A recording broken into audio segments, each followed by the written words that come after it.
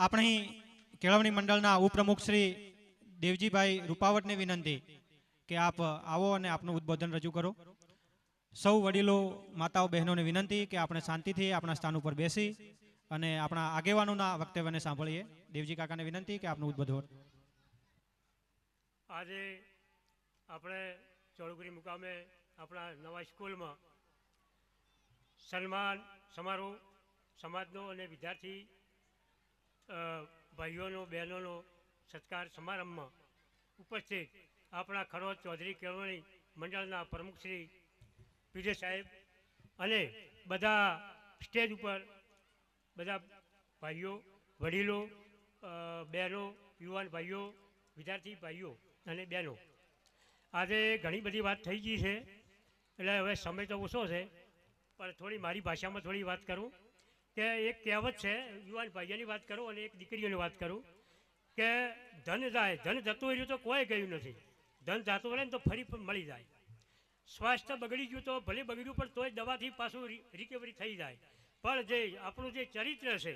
ચરિત્ર ગયું તો બાધું ગયું તો એનું કોઈ પછી મળતું નથી। એટલે ખૂબ આપણું કોઈ જે શિક્ષણ છે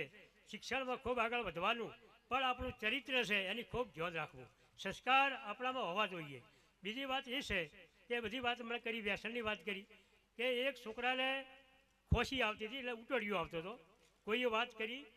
કે તમે આ થોડો એને દારૂ પો ને 2 ઘોંટા તો એને સારું થઈ જાય, તો એક કાકો કે કેમ મળશે કે પીઠામાં મળશે, તો પીઠામાં લેવા ગયા એટલે એમણે 10 રૂપિયા લીધું અને એને પૂછ્યું પીઠાવાળાને કે ભાઈ આમ હાથે મટી જાય કે, તો એને શું કીધું કે અભળો ભાઈ ઓના દારૂથી તો મોટા મોટા રજવાડા જતા રહ્યા, 100 વીઘા જમ્યું જતી રહી અને તમારા છોકરાને ઉટોડ્યો પર ઊભો રહે, આ તો હમો થાય। બીજી વાત એ કરું છું, યુવાન ભાઈઓની વાત કરું છું કે જે તમને ભણાવવા માટે જે તમારા મા બાપ જે ખર્ચો કરે છે એનો પૂરેપૂરો તમે ઉપયોગ કરો। એક છોકરો હતો એના બાપને કાયમી એવી ટેવ પડી એટલે 10 રૂપિયા કાયમી માગે એટલે નિશાળે જાય।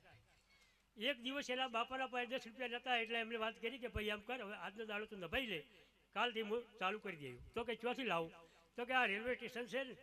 એ ત્યાં તું પેલા હમાલી કોમ કરી ત્યાં જાય એટલે તને 10 ફૂટકા ઉપાડી દે એટલે 10 રૂપિયા મળી જાય। આ છોકરો ત્યાં ગયો એટલે એને મજૂરી કરી 10 ફૂટકા ઉપાડ્યા, 10 રૂપિયા લઈને આવ્યો, પછી એના બાપાએ કીધું કે લઈને આવ્યો કે હા, તો હવે તું વાપરી લો, તો કે આ રૂપિયા ના વાપરું,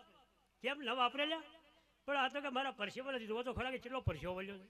તાર બેટા કાયમી તને હું પૈસા આલું 10 રૂપિયા, એ મને આવો જ પરસેવો પડે, તો એ છોકરાએ વિચાર કર્યો કે મને આવી બાપા ખબર નથી, હવેથી જો આ રીતે હું માગવાનું બંધ કર્યું, એટલે જે તમને પૈસા મળે છે મા બાપ જે હાલે છે ને એ ખરાબ પરસેવાના પૈસા છે, એનો તમે પૂરેપૂરો ઉપયોગ કરો અને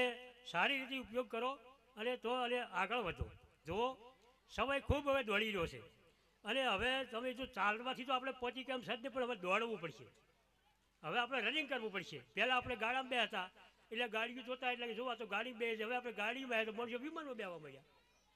એટલે હવે કંઈક તો આપણે દોડવું પડશે ને કંઈક તો કરવું પડશે ને। તમે જો એમને એમ ધીરે ધીરે ચાલશો તો આપણી ગેપ રહેવાની, પણ કંઈક કરો, ઉતાવળ કરો, દોડવાનું ચાલુ કરો, મહેનત કરો અને ગમે તે કરો। અને ખૂબ આજ તો ઘણી વાત કરી, સારી વાત કરી, વ્યસન વિશે વાત કરી, ભાઈ આપણે પેલી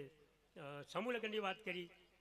ઘણી બધી વાતો કરી, નોંધીભાઈ ઘણી વાત કરી અને હવે હું આ એટલી વાણી કરી અને હું મારી વાત પૂરી કરું। ખૂબ ખૂબ ધન્યવાદ દેવજી કાકા, આભારી છીએ આપના।